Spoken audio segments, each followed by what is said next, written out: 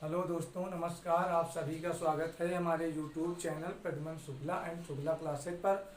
आज हम लोग पढ़ेंगे कक्षा 11 की फिजिक्स का सेकेंड पार्ट। यूनिट होगा पहला, जिसका यूनिट फर्स्ट जिसका नाम है स्थूल द्रव्य के गुण, प्रॉपर्टीज ऑफ बुल्क मैटर। इसके अंतर्गत पहला लेसन है, लेसन 1 पढ़ेंगे ठोसों के यांत्रिक गुण या फिर प्रत्यास्थता। इसी का नाम है, ठोसों के यांत्रिक गुण या फिर प्रत्यास्थता, mechanical properties of solid elasticity. सबसे पहले हम क्या पढ़ रहे हैं, कक्षा 11 की फिजिक्स का पार्ट 2 सेकेंड पार्ट, और उसके अंतर्गत यूनिट फर्स्ट जिसका नाम है स्थूल द्रव्य के गुण, प्रॉपर्टीज ऑफ बुल्क मैटर। इसके अंतर्गत हम पहला लेसन पढ़ेंगे ठोसों की यांत्रिक गुण, प्रत्यास्थता, mechanical properties of solids elasticity. सबसे पहले हम लोग ये जानेंगे कि भौतिक विज्ञान क्या है, फिजिक्स क्या है, भौतिक विज्ञान क्या होती है, इसकी क्या परिभाषा होती है। तो भौतिक विज्ञान विज्ञान की वह शाखा है, भौतिक विज्ञान विज्ञान की वह शाखा है जिसके अंतर्गत द्रव्य एवं ऊर्जा, जिसके अंतर्गत द्रव्य एवं ऊर्जा के विभिन्न स्वरूपों का अध्ययन किया जाता है, उसे हम भौतिक विज्ञान कहते हैं। ये समझना है, लिखवाएंगे नहीं, लिखना नहीं, सिर्फ समझना है। भौतिक विज्ञान विज्ञान की वह शाखा है जिसके अंतर्गत द्रव्य एवं ऊर्जा के विभिन्न स्वरूपों का अध्ययन किया जाता है, उसे हम भौतिक विज्ञान कहते हैं। एक बार और, भौतिक विज्ञान विज्ञान की वह शाखा है जिसके अंतर्गत द्रव्य एवं ऊर्जा के विभिन्न स्वरूपों का अध्ययन किया जाता है, उसे हम भौतिक विज्ञान कहते हैं। अब इसी के अंतर्गत हमको पहला चैप्टर पढ़ना है, ठोसों के यांत्रिक गुण या फिर उसी को कहते हैं प्रत्यास्थता। तो सबसे पहले हम जानेंगे कि प्रत्यास्थता होती क्या है, इलास्टिसिटी। इलास्टिसिटी प्रत्यास्थता क्या होता है, तो हम जानेंगे। सबसे पहले हम लेते हैं रबड़, और रबड़ में कितने सिरे हैं, 2। तो रबड़ की डोरी के एक सिरे को एक हाथ से और दूसरे सिरे को दूसरे हाथ से पकड़कर खींचते हैं, तो इसकी प्रारंभिक लंबाई में क्या हो रही, वृद्धि होती है। प्रारंभिक लंबाई में वृद्धि होती है, परंतु जैसे ही इस पे आप बाह्य बल हटाते हैं, वह वस्तु पुनः अपनी प्रारंभिक स्थिति में आ जाती है। इसी गुण को ही प्रत्यास्थता कहा जाता है। तो प्रत्यास्थता का मतलब होता है किसी वस्तु की प्रारंभिक लंबाई में या प्रारंभिक स्थिति में परिवर्तन करना ही प्रत्यास्थता कहलाता है। एक बार पुनः, जब किसी रबड़ की डोरी के एक सिरे को एक हाथ से और दूसरे सिरे को दूसरे हाथ से पकड़कर खींचते हैं, तो इसकी प्रारंभिक लंबाई में परिवर्तन हो रहा भैया, प्रारंभिक लंबाई में परिवर्तन होता है, परंतु जैसे ही आप बाह्य बल हटाते हैं, वह वस्तु पुनः अपनी प्रारंभिक स्थिति में आ जाती है। इसी गुण को ही प्रत्यास्थता कहते हैं। इसको नोट करना है, नोट कर सकता है। पहली हेडिंग है प्रत्यास्थता, इलास्टिसिटी।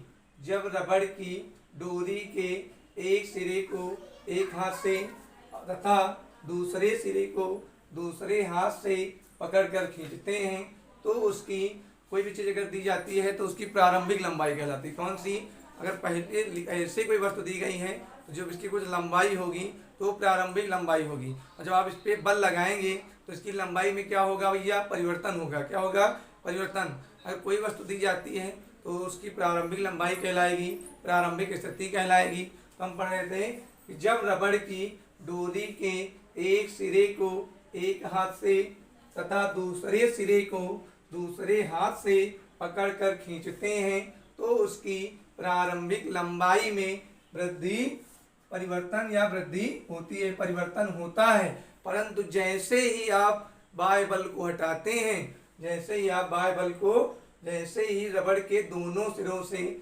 बाह्य बल हटाया जाता है, अर्थात छोड़ा जाता है, रबड़ तुरंत अपनी प्रारंभिक अवस्था में आ जाती है। इस गुण को ही प्रत्यास्थता कहा जाता है। जैसे रबड़ की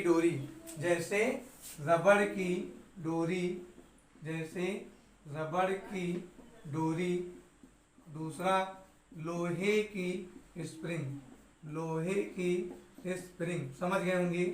जब आप रबड़ की डोरी कोई लेंगे या फिर स्प्रिंग लेंगे, तो रबड़ की डोरी के एक सिरे को एक हाथ से और दूसरे सिरे को दूसरे हाथ से पकड़ कर खींचते हैं तो इसकी लंबाई में भैया क्या होता है, परिवर्तन होता है। और जैसे ही आप बाह्य बल हटाते हैं वह वस्तु अपनी प्रारंभिक अवस्था में आ जाती है। इसी गुण को ही प्रत्यास्थता कहा जाता है। अगली हेडिंग हम पढ़ेंगे विरूपक बल। अगली हेडिंग पढ़ेंगे विरूपक बल, इसे कहते हैं डिफॉर्मिंग फोर्स। विरूपक बल क्या होता है, तो जब हमने बताया जब कोई भी वस्तु होती है अगर पहले दी जाती है तो उसकी प्रारंभिक स्थिति कहलाती है। कौन सी, प्रारंभिक स्थिति। तो जब किसी वस्तु, ये मान लो आपकी क्या है, प्रारंभिक स्थिति है, ये आपकी प्रारंभिक स्थिति है। अब इस वस्तु पे आप क्या लगा रहे हैं, बल। तो जब किसी वस्तु पर कोई बाह्य बल लगाया जाता है, जब किसी वस्तु पर कोई बाह्य बल लगाया जाता है तो उस वस्तु की स्थिति में या फिर आकृति में, स्थिति में या फिर आकृति में परिवर्तन होता है। तो आप इस वस्तु पे क्या लगा रहे हैं, बल, तो इसकी स्थिति में क्या हो रहा है, परिवर्तन। परंतु जैसे ही आप बाह्य बल को हटाते हैं वह वस्तु पुनः अपनी प्रारंभिक स्थिति में आ जाती। मतलब कि आप जैसे यहाँ उठा रहे थे तो ये इसकी प्रारंभिक स्थिति है, आप इस पे बल लगा रहे हैं और बल लगाने, कौन सा बल लगा रहे हैं, बाह्य बल। और जैसे ही आप बाह्य बल हटाते हैं वह वस्तु पुनः अपनी प्रारंभिक स्थिति में आ जाती है। तो भैया जब किसी वस्तु पर कोई बाह्य बल लगाया जाता है तो उस वस्तु की स्थिति या फिर आकृति, मान लें एक बुक दी गई, कापी दी गई है, ये समझ लो आयताकार है, लेकिन आप अगर इस पर बल लगा दिए तो बल लगाने के बाद भैया क्या होगी, बेलनाकार। कैसी हो गई, बेलनाकार। और बेलनाकार तब तक बनी रहेगी जब तक आप इस पर लगा रहे हैं बल, और जैसे ही बल को हटाएंगे पुनः वह वस्तु अपनी प्रारंभिक स्थिति में आ जाती है। आ गई। अब देखो आप इस पर बल लगा रहे हैं, जब तक बल लगाएंगे तब तक इसकी आकृति में क्या हो रहा है, परिवर्तन। और जैसे ही आप बाह्य बल हटाते हैं वह वस्तु पुनः अपनी प्रारंभिक स्थिति में आ जाती। तो इसका मतलब होता है विरूपक बल। एक आखिरी बार, जब किसी वस्तु पर कोई बाह्य बल लगाया जाता है तो उस वस्तु की स्थिति या आकृति में परिवर्तन होता है, परंतु जैसे ही आप विरूपक बल को हटाते हैं वह वस्तु पुनः अपनी प्रारंभिक स्थिति में आ जाती है। इसे ही हम विरूपक बल या डिफॉर्मिंग फोर्स कहते हैं। समझ गए होंगे। अब इसको नोट करना है तो नोट कर सकते हैं। ये लिखा हुआ है विरूपक बल डिफॉर्मिंग फोर्स। जब किसी वस्तु पर कोई बाह्य बल लगाया जाता है तब उस वस्तु की प्रारंभिक स्थिति एवं आकृति में परिवर्तन होता है, परंतु जैसे ही बाह्य बल को हटाया जाता है वह वस्तु पुनः अपनी प्रारंभिक स्थिति एवं आकृति प्राप्त कर लेती है। इसे ही विरूपक बल कहा जाता है। समझ गए होंगे विरूपक बल क्या है। अब इसके बाद हम आगे पढ़ेंगे। सबसे पहले हम जान गए कि प्रत्यास्थता का मतलब क्या होता है भैया। प्रत्यास्थता का मतलब है किसी भी वस्तु की आकृति में परिवर्तन करना, और वो परिवर्तन जब तक होगा जब तक आप उस पर बल लगाएंगे, और जैसे ही आप बल हटाएंगे वह वस्तु पुनः अपनी प्रारंभिक स्थिति या आकृति को प्राप्त कर लेगी। हमको कौन सिखाता है, प्रत्यास्थता, इलास्टिसिटी। हमको आगे पढ़ना है। प्रत्यास्थता के आधार पर वस्तुएं 3 प्रकार की होती हैं।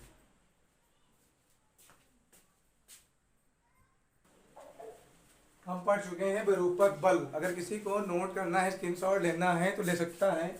जब किसी वस्तु पर कोई बाह्य बल लगाया जाता है तब उस वस्तु की प्रारंभिक स्थिति एवं आकृति में परिवर्तन होता है, परंतु जैसे ही बाह्य बल को हटाया जाता है वह वस्तु पुनः अपनी प्रारंभिक स्थिति एवं आकृति प्राप्त कर लेती है। इसे विरूपक बल कहा जाता है। आप लोग देख चुके हैं, जैसे आप इस पर बाह्य बल लगाते हैं इस वस्तु की स्थिति में परिवर्तन होता है, और जैसे ही आप विरूपक बल को हटाते हैं, विरूपक बल को, वह वस्तु पुनः अपनी प्रारंभिक स्थिति में आ जाती है। अब हम आगे पढ़ेंगे प्रत्यास्थता के आधार पर वस्तुएं कितनी प्रकार की होती हैं। इसको हम साफ करेंगे, पढ़ेंगे प्रत्यास्थता के आधार पर वस्तुएं कितने प्रकार की होती हैं। प्रत्यास्थता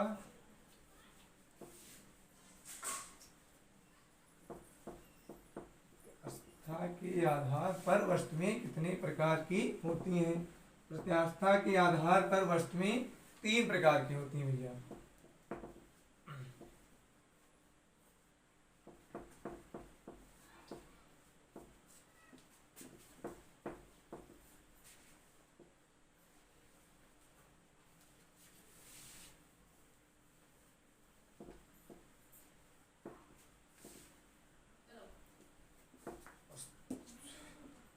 हेडिंग डालेंगे प्रत्यास्थता के आधार पर वस्तुएं 3 प्रकार की होती हैं।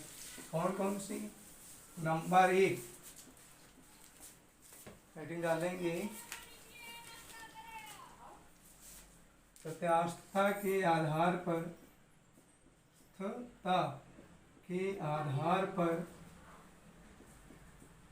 प्रत्यास्थता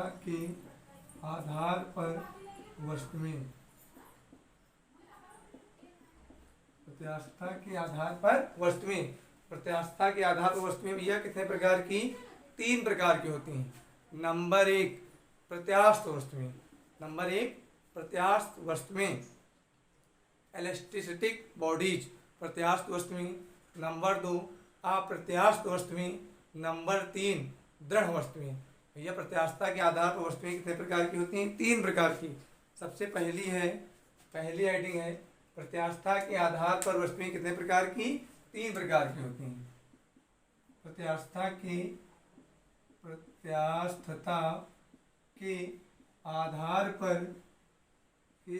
पर वस्तुएं 3 प्रकार की होती हैं। नंबर 1 प्रत्यास्थ वस्तुएं नंबर 2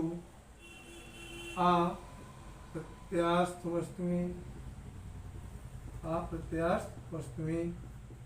नंबर 3 दृढ़ वस्तुएं। भैया वस्तुएं प्रत्यास्थता के आधार पर वस्तुएं 3 प्रकार की होती हैं।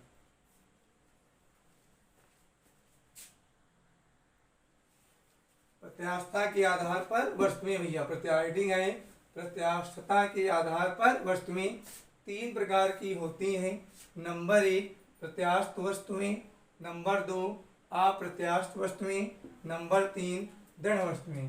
प्रत्यास्थ वस्तुओं का मतलब होता है इलास्टिक बॉडीज और दूसरा होता है प्लास्टिक बॉडीज। तीसरा होता है रिजिड माने कठोर या दृढ़, रिजिड बॉडीज। वस्तुएं भी कितने प्रकार की होती हैं? 3 प्रकार की होती हैं। वस्तुएं किसके आधार पर? प्रत्यास्थता के आधार पर वस्तुएं 3 प्रकार की। नंबर 1 प्रत्यास्थ वस्तुएं इलास्टिक बॉडीज। नंबर 2 अप्रत्यास्थ वस्तुएं प्लास्टिक बॉडीज। नंबर 3 दृढ़ वस्तुएं रिजिड बॉडीज। तो सबसे पहले हम जानेंगे कि भैया प्रत्यास्थ वस्तुएं क्या होती हैं, इलास्टिक बॉडीज क्या होती हैं। ऐसी वस्तुएं जिनमें विरूपक बल लगाने पर तो परिवर्तन होता है। ऐसी वस्तुएं जिनमें विरूपक बल लगाने पर परिवर्तन होता है, परंतु विरूपक बल हटाने पर वह वस्तु पुनः अपनी प्रारंभिक स्थिति को प्राप्त कर लेती हैं। तो ऐसी वस्तुएं प्रत्यास्थ वस्तुएं इलास्टिक बॉडीज कहलाती हैं। जैसे आपके पास ने बताया था एक रबड़ की डोरी। सबसे पहले होता क्या है प्रत्यास्थ वस्तुएं? ऐसी वस्तुएं जिनमें विरूपक बल लगाने पर तो परिवर्तन, देखो भैया हो रहा, विरूपक बल लगाने पर तो परिवर्तन होता है, परंतु विरूपक बल हटा लेने पर वह वस्तु पुनः अपनी प्रारंभिक स्थिति में आ जाती है। तो ऐसी वस्तुओं को प्रत्यास्थ वस्तुएं कहते हैं। एक बार पुनः, ऐसी वस्तुएं जिनमें विरूपक बल लगाने पर तो परिवर्तन होता है, परंतु विरूपक बल हटा लेने पर वह वस्तु अपनी प्रारंभिक अवस्था को प्राप्त कर लेती है। तो ऐसी वस्तुएं प्रत्यास्थ वस्तुएं कहलाती हैं। जैसे लोहे की स्प्रिंग, आप उसको खींचेंगे लेकिन आपको बहुत ज़्यादा नहीं खींचना है, इतना थोड़ा बल लगाना, ज़्यादा बल नहीं लगाना है। इसके बारे में आगे हम चर्चा करेंगे क्यों ज़्यादा बल नहीं लगाना है। लोहे की स्प्रिंग और रबड़ की डोरी, इनको आप छोड़ेंगे तो पुनः अपनी आकृति को प्राप्त कर लेंगे। उसके बाद नंबर 2 होता है अप्रत्यास्थ वस्तुएं। भैया ऐसी वस्तुएं जिनमें विरूपक बल लगाने पर तो परिवर्तन होता है। ऐसी वस्तुएं जिनमें विरूपक बल लगाने पर तो परिवर्तन होता है परंतु हटाने पर वह वस्तु अपनी प्रारंभिक अवस्था को प्राप्त ना कर पाए तो ऐसी वस्तुएं अप्रत्यास्थ वस्तुएं कहलाती हैं। एक बार पुनः, ऐसी वस्तुएं जिनमें विरूपक बल लगाने पर तो परिवर्तन होता है परंतु विरूपक बल हटाने पर वह वस्तु पुनः अपनी प्रारंभिक आकृति को या प्रारंभिक अवस्था को प्राप्त ना कर पाए तो ऐसी वस्तुएं अप्रत्यास्थ वस्तुएं कहलाती हैं। जैसे जैसे क्या होगा, जैसे मान लीजिए आप लेते हैं गीली मिट्टी की गोली और गोली उसके बाद आप ऊपर फेंकेंगे तो ऊपर हमारी छत है, ऐसी जगह फेंकना कि ऊपर कुछ होना चाहिए, खुले आसमान में नहीं फेंकना है। तो आप एक गीली मिट्टी की गोली बनाएं और गोली बनाने के बाद आप उसको ऊपर फेंकेंगे तो ऊपर जाने के बाद गीली मिट्टी जो होगी वो छत में चिपक जाएगी और चिपकने के बाद वापस नहीं आएगी। तो ये एग्जाम्पल हमको सिखा रहा है कि देखो इसमें परिवर्तन होता है लेकिन वो प्रारंभिक स्थिति को जहां से गई है वहां पर आ नहीं पा रही। ऐसी वस्तुएं क्या कहलाएंगी, अप्रत्यास्थ वस्तुएं। और मान लीजिए कि अगर लोहे की कील हम ले रहे हैं, उसको अंदर गाड़ रहे हैं, तो भैया पहले वो बाहर थी, हमने गाड़ दिया, कहाँ चली गई, अंदर। इसकी प्रारंभिक स्थिति में परिवर्तन हुआ लेकिन ये जो है कील बाहर आ पाएगी अपने आप से, नहीं आ पाएगी, क्योंकि जो है इसमें कौन सी ये वस्तु है, अप्रत्यास्थ होती है। मतलब अगर आप लोहे की कील को अंदर गाड़ रहे हैं तो गाड़ने के बाद अपने आप वापस नहीं आएगी, क्योंकि यह वस्तु है अप्रत्यास्थ वस्तु। और अप्रत्यास्थ वस्तु हमसे पता, अप्रत्यास्थ वस्तु से हमें यह जानकारी मिलती है कि ऐसी वस्तुएं जिनमें विरूपक बल लगाने पर तो परिवर्तन होता है परंतु हटाने पर वो अपनी प्रारंभिक अवस्था को प्राप्त ना कर पाए तो ऐसी वस्तुएं अप्रत्यास्थ वस्तुएं कहलाती हैं। अगली नंबर 3 ये हैं दृढ़ वस्तुएं। दृढ़ मतलब रिजिड बॉडीज, दृढ़ मतलब नाम से जान गए, दृढ़ मतलब कठोर। ऐसी वस्तुएं जिनमें विरूपक बल लगाने पर कोई परिवर्तन ना हो, ऐसी वस्तुएं रिजिड बॉडी दृढ़ वस्तुएं कहलाती हैं भैया। जैसे दीवार, आप अगर दीवार पे बल लगाएंगे तो ना तो इसकी आकृति बदलेगी और ना तो स्थिति। दृढ़ मतलब कठोर। ऐसी वस्तुएं जिनमें विरूपक बल लगाने पर कोई परिवर्तन ना हो तो ऐसी वस्तुएं दृढ़ वस्तुएं कहलाती हैं। दृढ़ मतलब कठोर। ऐसी वस्तुएं जिन पर आप विरूपक बल लगाएं तो उनमें कोई परिवर्तन ना हो, जैसे दीवार, छत। आप ऐसी चीजों पर अगर बल लगाएंगे विरूपक बल तो उसमें कोई परिवर्तन नहीं होगा, तो वो कहलाएगी कठोर, रिजिड बॉडी, दृढ़ वस्तुएं। अगर कोई लिखना है तो हम लिख सकते हैं, पहली हेडिंग डालना है प्रत्यास्थ वस्तुएं। पहली हेडिंग है प्रत्यास्थ वस्तुएं। प्रत्यास्थ वस्तुएं क्या होती हैं, ऐसी वस्तुएं जिनमें विरूपक बल लगाने पर तो परिवर्तन होता है। ऐसी वस्तुएं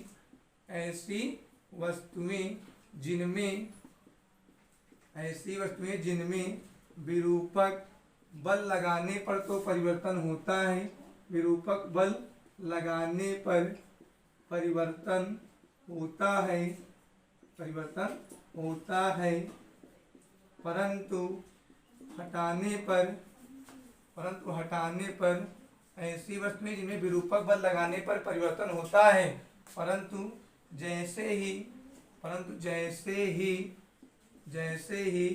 विरूपक बल उस वस्तु से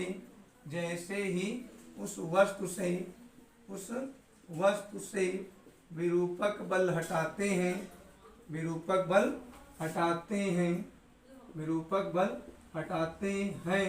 तो वह वस्तु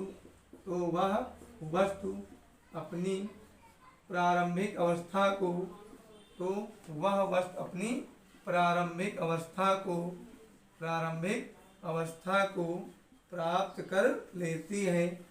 तो वह वस्तु अपनी प्रारंभिक अवस्था को प्राप्त कर लेती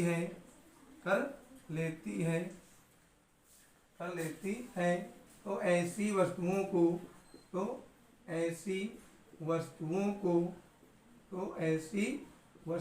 को प्रत्यास्थ वस्तुएं या इलास्टिक बॉडीज कहते हैं।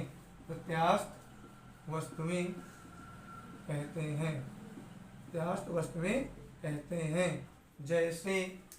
जैसे जैसे लोहे की स्प्रिंग, जैसे लोहे, जैसे रबड़ की डोरी, रबड़ की डोरी, लोहे की स्प्रिंग, लोहे की स्प्रिंग आदि। एक बार पुनः, ऐसी वस्तुएं जिनमें विरूपक बल लगाने पर तो परिवर्तन होता है, परंतु जैसे ही उस वस्तु से विरूपक बल हटाते हैं तो वह वस्तु अपनी प्रारंभिक अवस्था को प्राप्त कर लेती है। तो ऐसी वस्तुओं को प्रत्यास्थ वस्तुएं कहते हैं, जैसे रबड़ की डोरी और लोहे की स्प्रिंग। स्क्रीनशॉट लेना चाहते हैं तो ले सकते हैं। अब आगे हम पढ़ेंगे दूसरी हेडिंग, अप्रत्यास्थ वस्तुएं। दूसरी हेडिंग है अप्रत्यास्थ वस्तुएं, प्लास्टिक बॉडीज।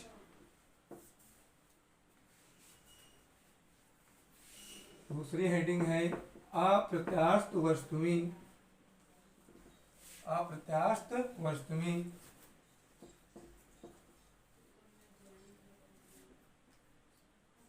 हेडिंग है अप्रत्यास्थ वस्तुएं, अप्रत्यास्थ वस्तुएं, अप्रत्यास्थ वस्तुएं। ऐसी वस्तुएं जिनमें विरूपक बल लगाने पर तो परिवर्तन होता है, परंतु विरूपक बल हटाने पर वह वस्तु अपनी प्रारंभिक अवस्था को प्राप्त नहीं कर पाती है, तो ऐसी वस्तुएं अप्रत्यास्थ वस्तुएं कहलाती हैं। जैसे हमने बताया, लोहे की कील अगर अंदर गाड़ देंगे तो पहले आप लेंगे तो गाड़ेंगे तो उसमें परिवर्तन हो रहा है, लेकिन वह कील अपने आप वापस नहीं आएगी। जैसे आप गीली मिट्टी गोली बनाओ और ऊपर फेंक दो और ऊपर जाके चिपक गई तो परिवर्तन हो रहा है, लेकिन वो अपने आप वापस नहीं आएगा। तो ऐसी वस्तुएं अप्रत्यास्थ वस्तुएं कहलाएंगी। हम लिखना चाहते हैं तो लिख सकते हैं, ऐसी वस्तुएं, ऐसी वस्तुएं, ऐसी वस्तुएं जिनमें विरूपक बल लगाने पर, ऐसी वस्तुएं जिनमें विरूपक बल लगाने पर तो परिवर्तन होता है, लगाने पर तो परिवर्तन होता है,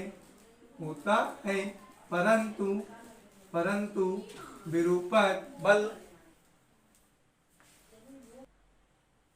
पढ़ रहे हैं अप्रत्यास्थ वस्तुएं, ऐसी वस्तुएं जिनमें विरूपक बल लगाने पर तो परिवर्तन होता है, परंतु विरूपक बल हटाने पर, परंतु विरूपक बल हटाने पर वह वस्तु अपनी प्रारंभिक अवस्था को प्राप्त, अपनी प्रारंभिक अवस्था को प्राप्त नहीं कर पाती है, प्रारंभिक अवस्था को प्राप्त नहीं कर पाती है, नहीं कर पाती है। तो ऐसी वस्तुएं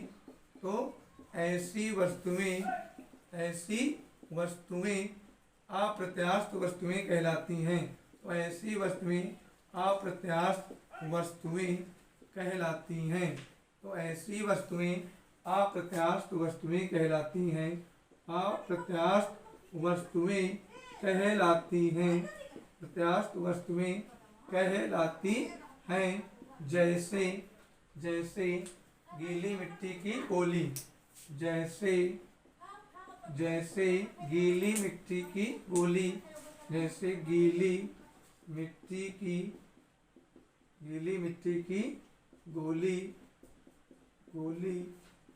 और दूसरा है लोहे की कील आदि। एक बार पुनः, अप्रत्यास्थ वस्तुएं ऐसी वस्तुएं जिनमें विरूपक बल लगाने पर तो परिवर्तन होता है, परंतु विरूपक बल हटाने पर वह वस्तु अपनी प्रारंभिक अवस्था को प्राप्त नहीं कर पाती है। तो ऐसी वस्तुएं अप्रत्यास्थ वस्तुएं कहलाती हैं। जैसे गीली मिट्टी की गोली, लोहे की कीलाद हम समझा चुके हैं। जैसे आप एक कील लेते हैं, यहाँ पे रखेंगे तो पहले प्रारंभिक अवस्था, जब उस पर आप बल लगा रहे तो अंदर जा रही, लेकिन अंदर जाने के बाद वह कील अपने आप वापस नहीं आएगी। आप गीली मिट्टी लेंगे, उसको फेंकेंगे, ऊपर चिपक जाएगी तो वो हवा अपने आप वापस नहीं आएगा। मतलब विरूपक बल लगाएंगे तो परिवर्तन होगा, परंतु हटाने पर वह अपनी प्रारंभिक अवस्था को प्राप्त नहीं कर पाएगी। तो ऐसी वस्तुएं अप्रत्यास्थ वस्तुएं कहलाती हैं। नोट कर सकते हो। तीसरी हेडिंग हमको पढ़ना है दृढ़ वस्तुएं। दृढ़ वस्तुएं स्क्रीनशॉट लेना जिसको ले सकता है। तीसरी हेडिंग है तीसरी हेडिंग है दृढ़ वस्तुएं, रिजिड बॉडीज। नंबर 3 तीसरी हेडिंग है दृढ़ वस्तुएं, रिजिड बॉडीज। दृढ़ वस्तुएं, रिजिड बॉडीज।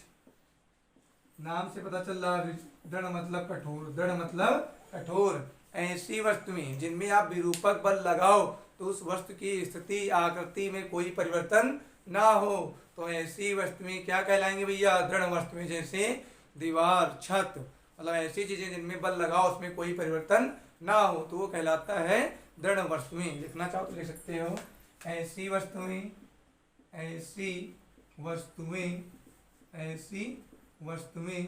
जिनमें विरूपक बल लगाने पर जिनमें विरूपक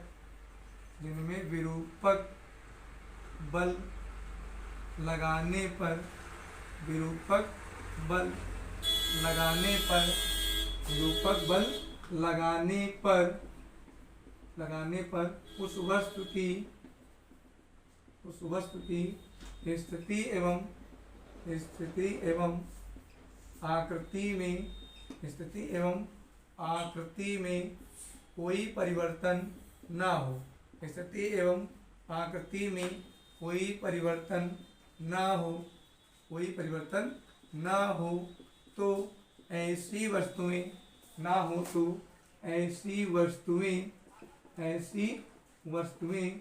दृढ़ वस्तुएं कहलाती हैं। ऐसी वस्तुएं दृढ़ वस्तुएं कहलाती हैं। जैसे लोहे की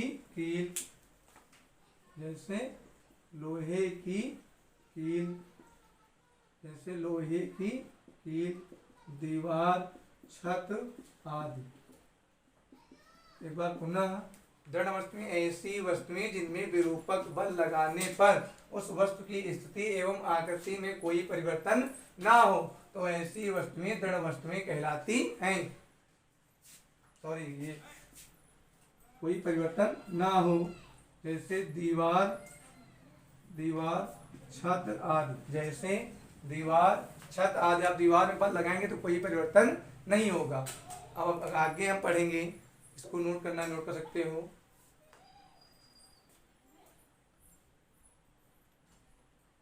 आखिरी और अगली हेडिंग है